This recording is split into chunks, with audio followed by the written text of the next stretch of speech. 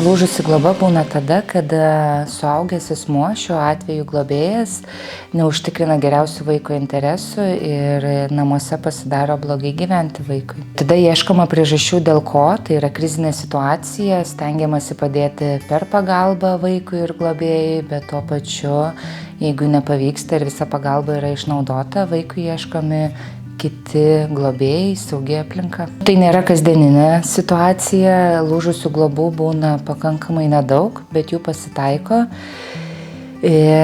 Globos centro praktikoje turbūt į metus kelios lūžusios globos būna.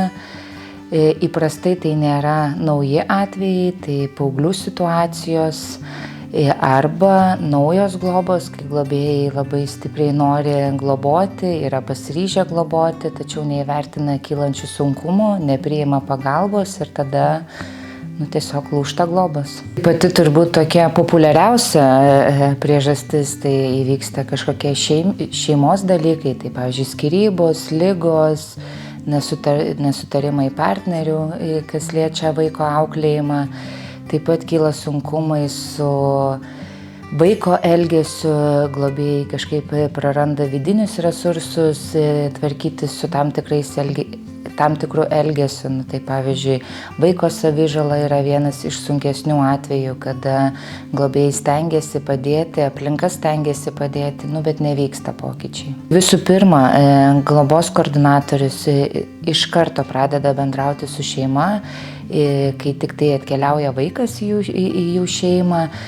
Ir globos koordinatorius turbūt pagrindinė funkcija užtikrinti tą betarpišką bendradarbiavimą, atvirą bendradarbiavimą, todėl ir globėjai turi būti atviri, kalbėti apie sudėtingas situacijas.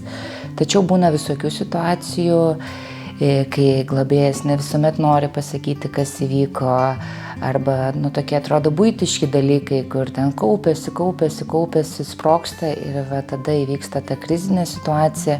Tai visų pirma, tai ką mes darom, tai stengiamės padėti, kalbėtis, atvirai kalbėti, čia turbūt yra svarbiausias dalykas, ir ieškoti tinkamų pagalbos būdų, kaip padėti vaikui visų pirma ir padėti globėjai. Krizinės situacijos, taip kaip ir kiekvienoje šeimoje būna, pasitaiko, tik labai svarbu, kad globėjas būtų atviras, vaikas būtų atviras ir apie tai kalbėtų, kad visos problemos, kad ir smulkmenos jos nesikauptų širdyje ir po truputį su pagalba, su atvirumu tikrai galima padėti. Jeigu žiūrėti iš globėjo pusės, tai turbūt labai atvirai su savim sau galbūt atsakyti tai, kad aš pavargau, aš nebegaliu, aš jaučiu įtampą, kuri mane slegia, kalbėti apie situacijas, kurios mane erzina, kad aš kaip globėjas prarandu kažkokią kontrolę ir vaiko elgesio atžvilgiu, negaliu užtikrinti to saugumo, poreikių vaiko.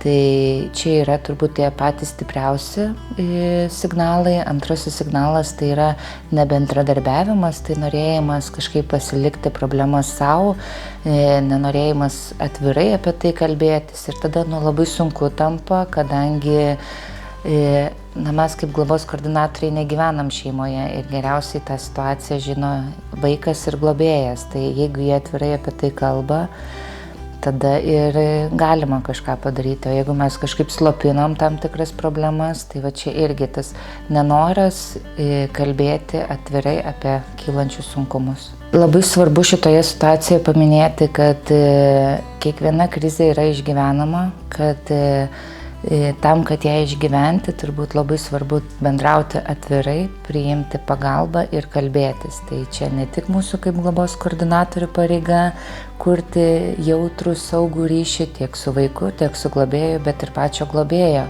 Atviras bendravimas apie problemas, apie tam tikrus dalykus. Ir turbūt labai svarbu paminėti, kad pagalbos prašymas ir pasakymas, kad man reikia pagalbos, tai yra turbūt viena didžiausių stiprybių ir atsakomybių globėjo pareigose.